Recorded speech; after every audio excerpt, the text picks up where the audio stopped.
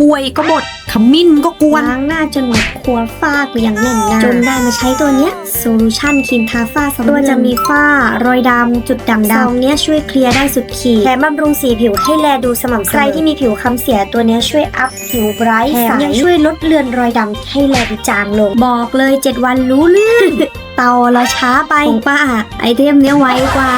รู้เนี้ยใช้ซองน้ำเงินไปนานละหาซื้อได้ที่เซเว่นทุกสาขาซองละ49 บาทเท่านั้น